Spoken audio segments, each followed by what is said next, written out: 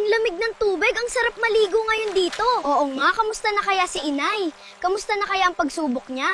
Nagsimula na kaya? Sigurado ako, makakapasa sila sa pagsubok ni Inay. Ano sa tingin mo? Oo naman, tila naman sila may mabuting puso. Tuwang-tuwa si Asong Lobong Puti, oh! Mga apo, umahon na kayo at paggabi na! Alam mo ba, estranghera, etong kapatid ko, nagpanggap na sugatan na hayop at muntik na po siyang maging inihaw. Totoo ba narinig ko, apo? Totoo nga, estranghera halos gamunggo pa nga ang pawis ko nung araw na iyon. Sino tong babae na to? Bakit mayroong napakagandang babae dito? Ma'am, naliligaw ka yata delikado dito sa lugar na to. Hindi ako naliligaw. Tamang puso ang pinuntahan ko, ang puso mo.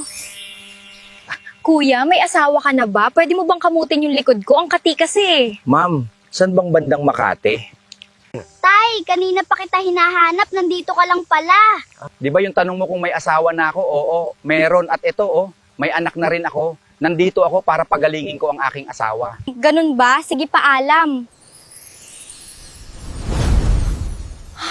Engkanto lang pala yon. Buti anak, dumating ka. Muntik na talaga ako mahulog sa patibong. Pinakamahirap na pagsubok yung para sa akin. Estranghera, nakapasa sila, ngayon ay papunta na sila sa Bulaklak na Puti. Ano po ba ang dapat naming gawin para makita nila agad ito? Critical na ang buhay ng kanyang asawa. 3 oras na lang ang natitira ay papanaw na siya. Gumawa kayo ng paraan para makuha nila agad ang Bulaklak na Puti.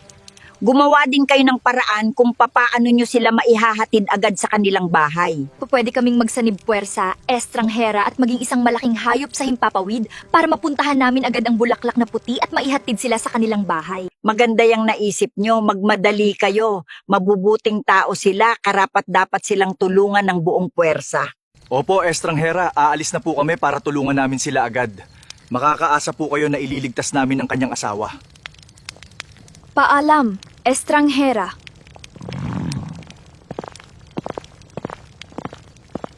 Pabor ba kayo na magsanib puwersa tayo at maging ibong adar na tayo? Ang ibong adar na ay mabilis lumipad. Okay lang sa akin, tama yung idea mo. Mabilis nga yan.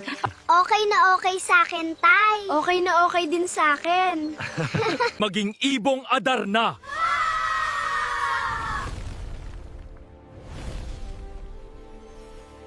Lipad na.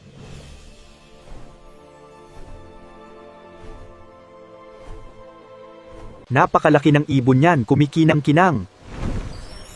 Huwag kayong matakot. Nakapasa kayo sa lahat ng pagsubok.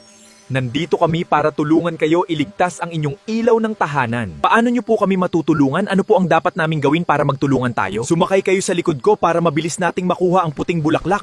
Tara na, umalis na tayo!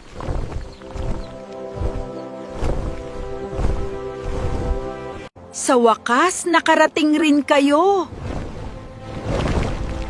Magmadali kayo. 2 oras na lang ang natitirang buhay ng iyong asawa. Kailangan mong makarating agad sa inyong tahanan. Maraming salamat po sa inyo. Pwede po ba ako makapitas ng isang bulaklak para sa aking may sakit na asawa? Nakikiusap po ako. Sige anak, kumuha ka ng isang pirasong puting bulaklak. Magmadali ka. Salamat po. Aalis na po kami. Mag-iingat kayo.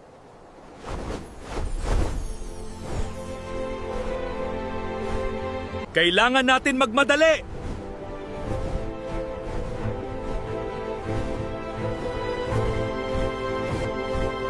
Malapit na kami.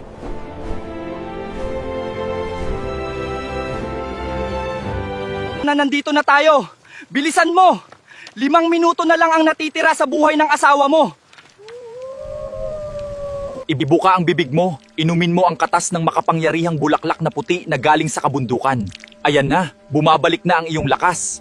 Maraming salamat sa inyo. Gagawin namin lahat para sa iyo. Ikaw ang ilaw ng tahanan namin.